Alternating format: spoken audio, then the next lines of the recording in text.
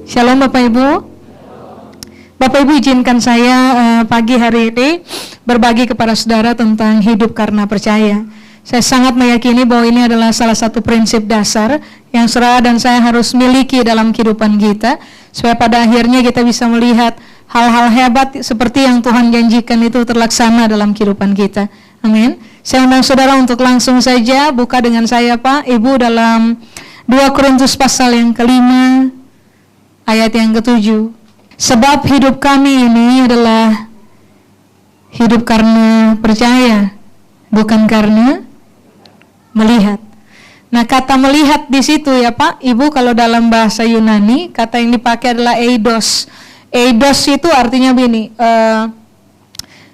hidup lalu cuma berkanjang kepada apa yang dilihat di depan mata gitu.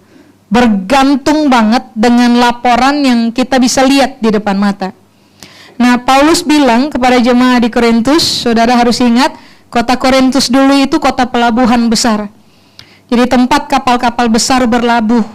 Artinya pusat perekonomian ada di situ. Orang-orang hidup dengan sangat hebat di situ. Cuman khusus kepada kota itu, jemaat itu di Korintus, ini yang Paulus ajar. Kalau kamu mau hidup, kamu tidak bisa hidup cuman karena melihat eidos, mempercayai perawakan di luar, penampakan di depan mata. Kalau kamu mau hidup, kamu harus hidup karena percaya. Sebab percayalah Pak Ibu, kadang-kadang yang kita lihat di depan mata menipu, bukan? Makanya kenapa ini yang Alkitab ajar, kalau memang kamu mau hidup, kamu harus hidup karena percaya. Nah, apakah percaya? Kata percaya itu bahasa Yunani menggunakan kata pistis Pak Ibu. Puji Tuhannya kata pistis itu juga dipakai dalam perjanjian baru untuk menjelaskan iman. Nah, apakah pistis? Percaya. Percaya itu artinya ini Pak Ibu, hidup lalu meyakini apa yang dikatakan oleh Tuhan. Pistis atau percaya punya pengertian yang kedua adalah ini, hidup dan menjadikan perkataan Tuhan sebagai jaminan. Kenapa Alkitab mengajarkan saudara dan saya untuk hidup karena percaya, lalu meyakini firman Tuhan, lalu menjadikan firman Tuhan sebagai jaminan? Sebab ini Pak Ibu, yang harus kita bangun pada kerangka berpikir kita, firman Tuhan itu bukan omong kosong. Firman Tuhan itu bukan kata-kata kosong yang tidak punya kekuatan sama sekali.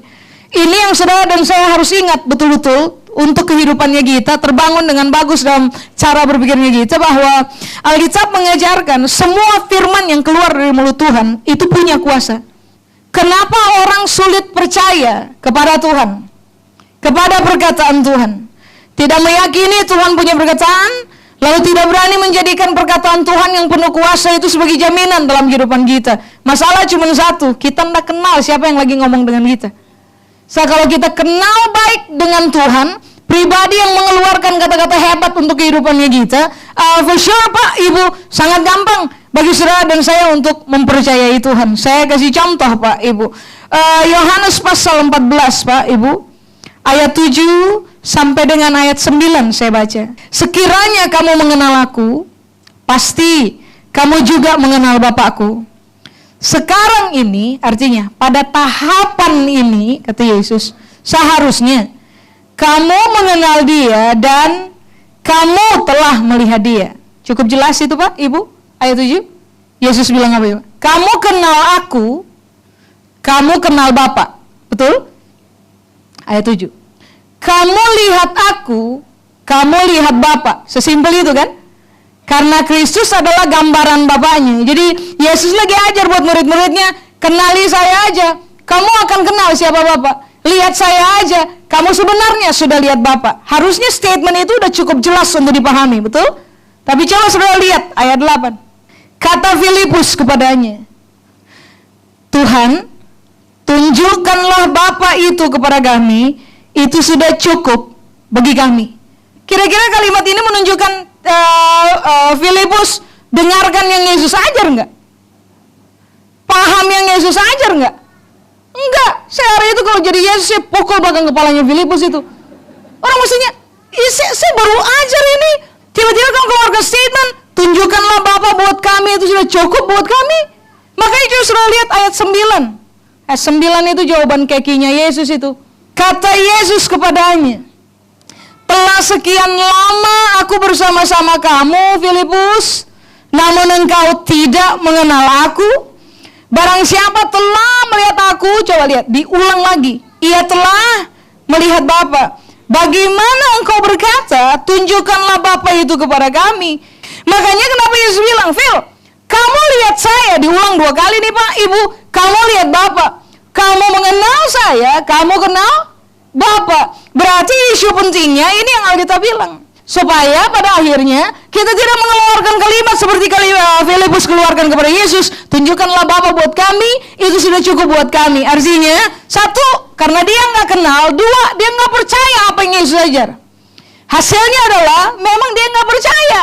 Sampai Yesus harus melakukan intervensi kepada Filipus untuk menggiring dia kembali kepada konteks yang betul. Kamu harus kenal saya dulu, Phil, supaya waktu saya ajar kamu tangkap itu apa yang saya ajar, lalu kamu mempercayainya. Nggak usah menuntut melihat Bapa, cukup lihat saya. Nggak usah menuntut mengenal Bapa, cukup kenali saya. Kamu sudah dapatkan satu paket. Halo? Nah, kata mengenal Pak, Ibu, kata mengenal di situ Yesus menggunakan kata ginosko. Ginosko itu artinya ini Pak, Ibu, belajar untuk mengenal, memahami, dan meyakini. Berarti kan hari itu Yesus bilang, masa sekian lama kita udah jalan bareng nih Phil, kamu belum mengenal saya? Artinya kan ini yang Yesus bilang, selama ini kita jalan bareng, kamu lingkar satu saya, orang paling dekat dengan saya, jalan sama-sama, nggak kenal, saya ngajar, kamu nggak paham, saya ngajar, dan kamu nggak yakin? Bapak Ibu, jangan-jangan kita alami hal yang sama. Yesus punya pengajaran kita dengarkan berkali-kali, jangan-jangan dalam realita hidup yang saudara dan saya sedang tapaki ini, jalani ini, jangan-jangan pada kasus-kasus kehidupan ini yang terjadi, kita nggak percaya kepada Tuhan. Kita tidak meyakini Tuhan punya firman, kita tidak menjadikan Tuhan punya firman sebagai jaminan buat kehidupan kita, karena kita punya masalah di situ tuh. Kita tidak kenal Tuhan, kita tidak memahami Tuhan, lalu kita tidak meyakini bahwa apapun yang Dia berkatakan itu berkuasa untuk menciptakan apa yang nggak ada jadi ada. Harusnya ini yang perlu kita pertimbangkan. Sekarang ini kamu hidup, kamu cuma hidup berkanjang kepada apa yang tampak di depan mata, atau kamu hidup untuk kepentingan begini, melatih diri, mempercayai, meyakini Tuhan punya perkataan, dan berani membiarkan Tuhan punya perkataan sebagai jaminan dalam kehidupan. Nah, itu perlu dipertanyakan.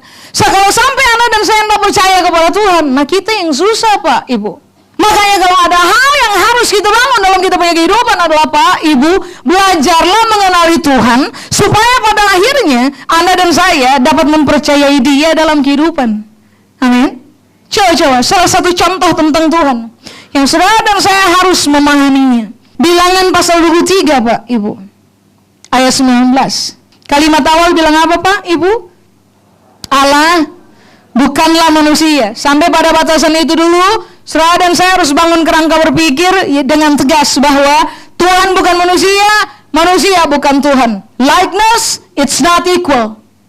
Kita nggak sama dengan Tuhan, tapi kita bisa menyerupai Tuhan. Likeness, it's not equal. Itu prinsip. Kalimat berikutnya, sehingga ia berdusta, bukan anak manusia, sehingga ia menyesal. Masakan ia berfirman dan tidak melakukannya, atau berbicara dan tidak menepatinya? Masakan ia berfirman dan tidak melakukannya, atau berbicara dan tidak menepatinya? Berarti ayat ini saja, seharusnya kalau kita mengenal Tuhan dari ayat ini saja, ayat ini seharusnya menjadi pemicu paling kuat bagi saudara dan saya. 1, mengenali Tuhan. 2, mempercayai Dia. Kalau kita mempercayai Dia, Pak, Ibu, apa coba yang Tuhan bilang untuk kita, yang kita tidak bakal dapat? Makanya tadi saya bilang kepada Bapak dan Ibu, kalau mau hidup, tidak bisa hidup cuma bergantung pada apa yang kita lihat di depan mata. Apapun yang kita lihat di depan mata itu gampang berubah. Satu-satunya yang tidak berubah itu adalah Tuhan dan firman-Nya. Sekarang ini, atau lebih tepatnya, pada tahapan ini harusnya apa?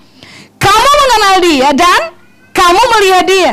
Tidak kenal Tuhan makanya nggak percaya. Lalu apa yang Tuhan kerjakan? Counter mereka di isu mengenal. Kamu kenali saya dulu, Tom, supaya kamu percaya. Kita ini udah jalan ikut Yesus berapa tahun, Pak, Ibu? Dengar firman berapa banyak? Ngalami mujizat berapa banyak? Tuhan berlaku nyata dalam menyembuhkan, menolong, membuat mujizat dalam kehidupan kita. Sudah berapa banyak? Coba pertanyakan ini. Jangan-jangan percayanya kita masih jatuh bangun. Nah, yang harusnya terjadi buat kita sekarang, ini yang Yesus bilang, kamu harusnya sudah melihat dia. Kamu harusnya telah mengenal dia. Dengan semua realita yang kamu alami depan mata, harusnya kamu udah lihat Tuhan. Harusnya kamu udah kenal dia. Harusnya kamu gak perlu mempertanyakan dia lagi, kan? Yohanes pasal 20, Pak, Ibu, ayat 24. Tetapi Thomas, seorang dari ke-12 murid itu, yang disebut Didimus, tidak ada bersama-sama mereka ketika Yesus datang ke situ. 25. Maka kata murid-murid yang lain itu kepadanya, kami telah melihat Tuhan. Tetapi Thomas berkata kepada mereka, sebelum aku melihat bekas paku pada tangannya, dan sebelum aku mencucukkan jariku ke dalam bekas paku itu, dan mencucukkan tanganku ke dalam lambungnya, sekali-kali aku tidak akan percaya. Artinya Thomas minta tanda, minta bukti. Pertanyaannya, mau bukti apa lagi? Tuhan kurang nyata apa coba dalam hidupnya kita? Tuhan kurang baik apa coba dalam kita punya hidup? Mau minta bukti apa lagi? Berarti kepercayaan kamu cuma dipicu berdasarkan apa yang kamu lihat. Bagaimana kalau kamu tidak lihat apa-apa? Apakah kamu masih tetap mempercayai Tuhan? Nah, itu kan yang perlu kita pertanyakan, Pak, Ibu. Sekalau itu tidak terjadi apa-apa dalam hidupnya kita. Kita kalau percaya Tuhan, kalau kita kenal Tuhan, kita akan tetap percaya Tuhan, kan? Halo, Pak, Ibu. Kalau Tuhan itu penolong dan hari ini kita belum mendapatkan pertolongan, apakah berarti Tuhan bukan penolong? Enggak, kan? Makanya kenapa ini isu penting, Pak, Ibu. Jangan sampai kita lingkar 1, 2, sampai hari ini. Karena kita tidak mengenali Tuhan, susah buat kita percaya Tuhan. Lalu kebiasaan yang kita bangun dalam hidup adalah minta bukti, baru saya percaya. Nah, atau nggak ada bukti pun tidak apa-apa Tuhan. Firman Tuhan sudah cukup. Tuhan punya firman cukup buat saya sebagai jaminan. Nggak ada bukti pun tidak apa-apa. Nah, which one? Kita ada pada tahapan mana nih, Pak, Ibu? Coba sudah lihat ayat 26. 8 hari kemudian murid-murid Yesus berada kembali dalam rumah itu. Thomas bersama-sama dengan mereka. Sementara pintu-pintu terkunci, Yesus datang dan ia berdiri di tengah-tengah mereka dan berkata, damai sejahtera bagi kamu. Kemudian ia berkata kepada Thomas, taruhlah jarimu di sini dan lihatlah tanganku, ulurkanlah tanganmu dan cucukkanlah ke dalam lambungku, dan jangan engkau tidak percaya lagi, melainkan percayalah. Kalimat inti pada ayat ini apa coba, Pak, Ibu? Kata inti pada ayat ini, kata inti. Bukan. Kata inti pada kalimat ini adalah kata lagi. Lagi. Thomas itu bukan cuma gak percaya satu kali. Thomas gak percaya Yesus berkali-kali. Itu dia punya isu. Dia punya masalah besar itu. Makanya hari itu Yesus datang pada Thomas, lalu intervensinya Yesus bilang ini, jangan kamu tidak percaya lagi. Saya lihat dulu di ayat yang ke-26 akhir. Yesus datang, ia berdiri di tengah-tengah mereka. Coba lihat ayat 27.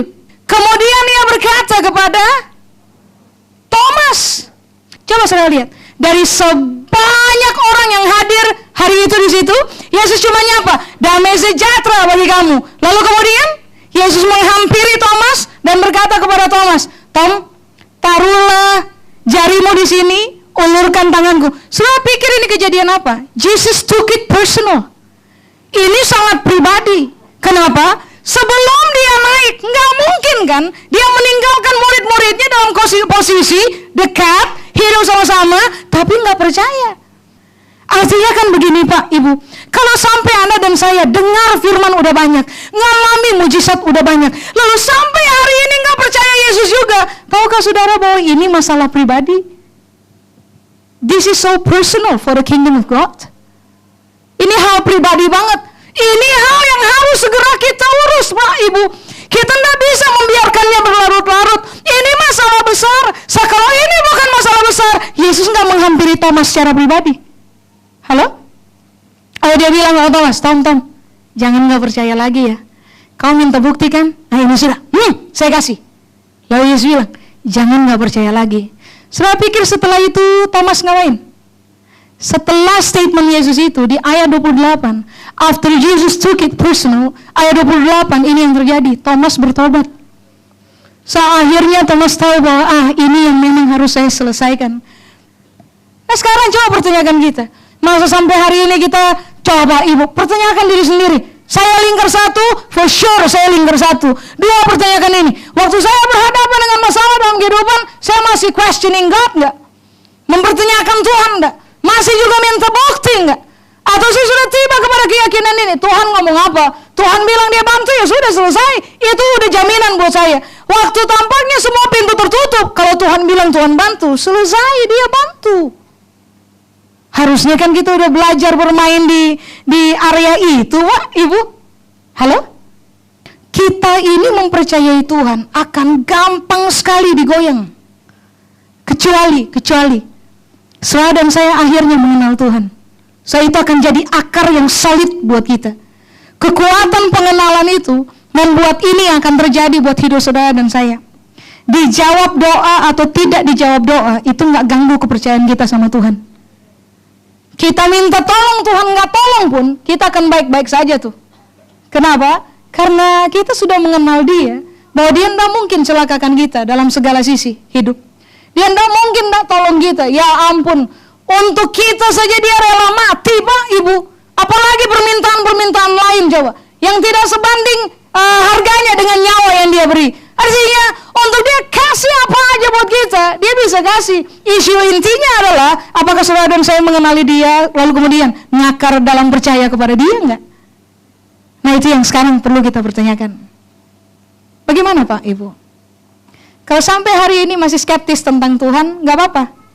Jalani dulu skeptisnya, tapi jangan lama-lama. Dan jangan berakhir dalam skeptis. Filipus itu parah, Thomas itu parah. Mereka skeptis, iya, tapi mereka gak akhiri hidup dalam posisi skeptis. Mereka bertobat, solid mempercayai Tuhan, sampai pada akhirnya, coba lihat. Harusnya kalau Tuhan baik, Tuhan selamatkan mereka dari realita dibunuh kan? Tapi apakah kepercayaan mereka terganggu kepada Tuhan waktu mereka dibunuh? Enggak juga kan? Karena itu yang saya bilang. Keyakinan kita, kekuatan kita mengenal Tuhan membuat kita sangat mempercayai Dia. Ada bukti? Enggak ada bukti? Enggak ada masalah kan? Atau masalah ya? Lukas 24 ayat 25. Kalau sampai hari ini saudara masih questioning God, minta Dia intervensi, bantu supaya kita merdeka, karena this is so personal. Masalah personal ini harus diselesaikan. Lukas 24 ayat 25. Bapak Ibu Saudara apa? Ini Yesus yang ngomong ya, Yesus yang ngomong. Jangan marah sama saya. Lalu Ia berkata kepada mereka, hai kamu siapa? Orang bodoh. Betapa lambannya hatimu sehingga kamu tidak percaya segala sesuatu yang telah dikatakan para nabi. Para nabi mengatakan apa coba? Firman Tuhan kan? Yang disebarkan para nabi firman Tuhan bukan? Lalu Yesus bilang apa? Kamu bodoh, hati kamu lamban. Karena waktu firman disampaikan, kamu nggak percaya. Mari saya jelaskan kepada saudara. Kata bodoh di situ ya Pak, Ibu, anoetos, Yunani bilang. Anoetos itu artinya apa ini? Kamu nggak bijak. Tahukah saudara, Yesus bilang waktu firman diberitakan dan kamu tidak mempercayai firman yang berkekuatan untuk menciptakan itu, kamu adalah orang yang sedang membangun kehidupan pada posisi tidak bijak. Semua orang tidak mau disebut orang tidak bijak. Semua orang mau disebut orang bijak. Artinya ini Yesus bilang, kalau kamu mau disebut sebagai orang bijak, kamu harus latih diri kamu untuk satu. Kamu harus mengenali Tuhan yang kamu sembah, baru kamu bisa mempercayai Dia. Tapi yang kedua Yesus bilang, hatimu lamban. Sudah tahu kata lamban? Kata Yunani bilang lamban itu sama dengan bradis, B-R-A-D-Y-S, bradis. Bradis itu kalau diartikan dalam bahasa Indonesia ya Pak, Ibu, saya sudah bilang, ini Yesus yang ngomong bukan saya. Bradis, lamban, itu artinya ini. Orang yang otaknya tumpul karena nggak pernah dipakai. Sudah, mulai sakit hati, jangan. Ini Yesus yang ngomong, bukan saya. Jadi ini yang dia bilang, kalau kamu tidak percaya kepada firman Tuhan, kamu nggak bijak. Kalau kamu nggak percaya kepada firman Tuhan, otak kamu tumpul karena kamu nggak pernah pakai. Halo? Pisau nggak pernah dipakai tumpul, Pak, Ibu. Pisau yang selalu dipakai pasti tajam. Otak yang nggak pernah dipakai itu tumpul. Otak yang selalu dipakai itu pasti tajam. Sekarang pertanyakan, mau nggak disebut sebagai orang otak tumpul? Ini bertanya nih Pak, Ibu. Tidak mau kan? Berarti ini tahapan yang harus kita bangun. 1, kenali Tuhan dari firman. 2, baru kita akan mempercayai dia. Apa kata percaya? Meyakini dia punya firman. 2, menjadikannya sebagai jaminan. Selesai. Amin. Sudah, saya betul-betul selesai.